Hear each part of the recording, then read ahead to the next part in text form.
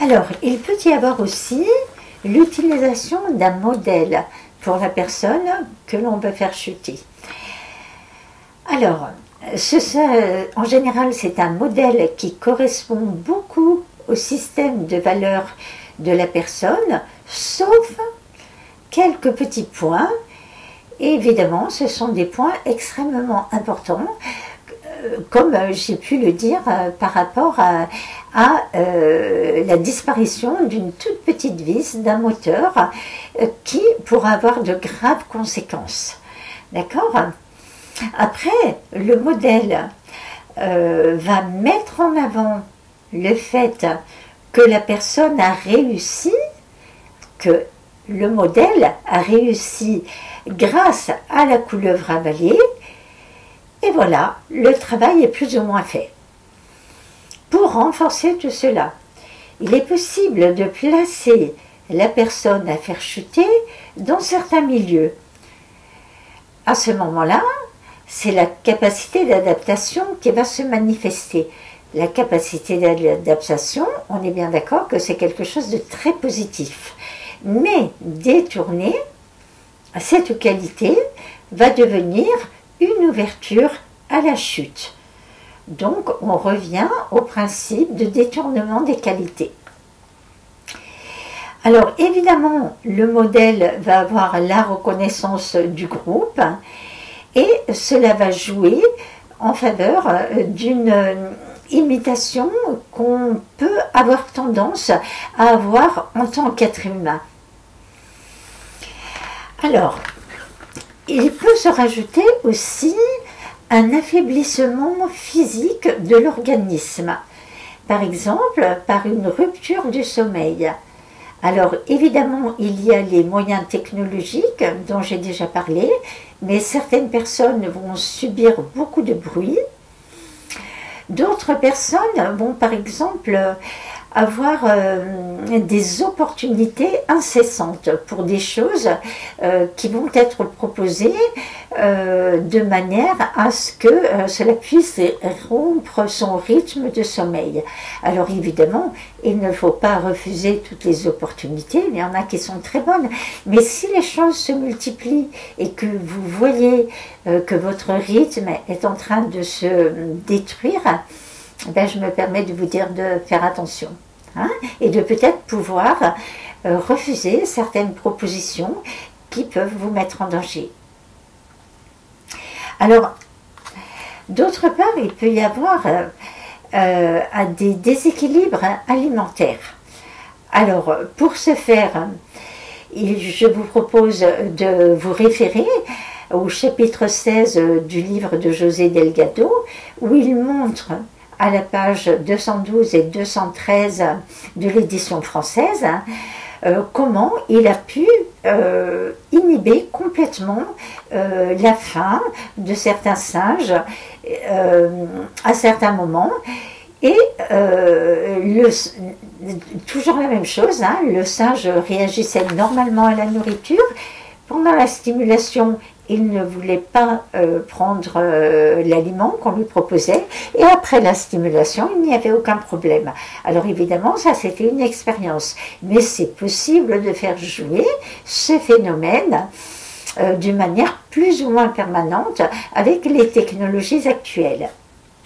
Alors, c'est possible aussi de créer un déséquilibre au niveau des fonctions alimentaire en renforçant le mécanisme de la faim.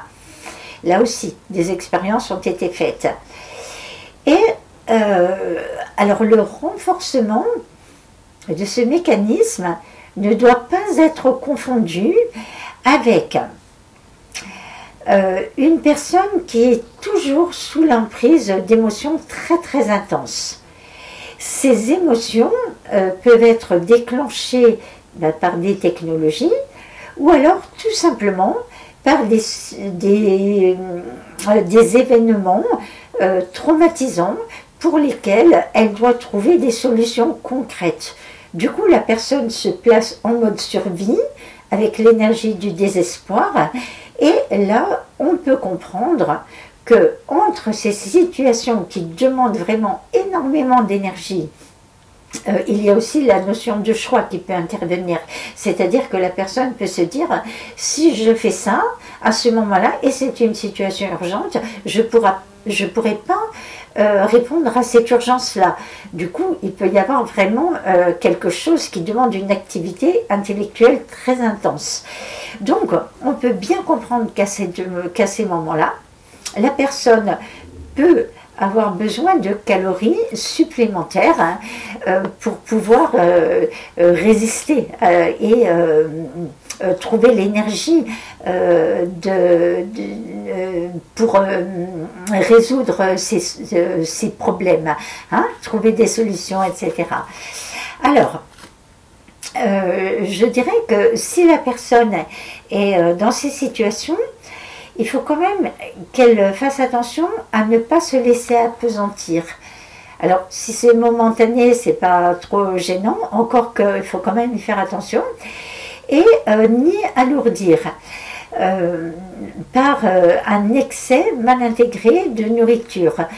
Alors moi je ne parle pas du tout au point de vue esthétique, parce que selon les civilisations cela diffère complètement, mais c'est plutôt pour ne pas perdre de force, parce que un surpoids peut être une source de fatigue, et si une personne est dans ces programmes, eh bien il faut qu'elle garde toute son énergie, hein.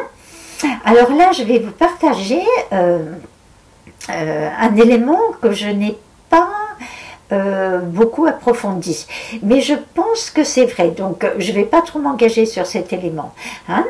Je sais qu'il y a des technologies qui peuvent faire gonfler l'organisme. Alors déjà, je sais que ça peut exister par manque de sommeil. Bon, quelqu'un qui manque de sommeil, j'étais très très étonnée quand j'étais jeune d'entendre une fois une personne qui me disait que pendant ses vacances, elle perdait plusieurs kilos parce qu'elle pouvait se reposer. Évidemment, elle était dans une comment dire, dans une situation au niveau de son travail qui demandait beaucoup de stress, qui procurait beaucoup de stress. Donc, les situations de stress et de manque de sommeil peuvent procurer un gonflement.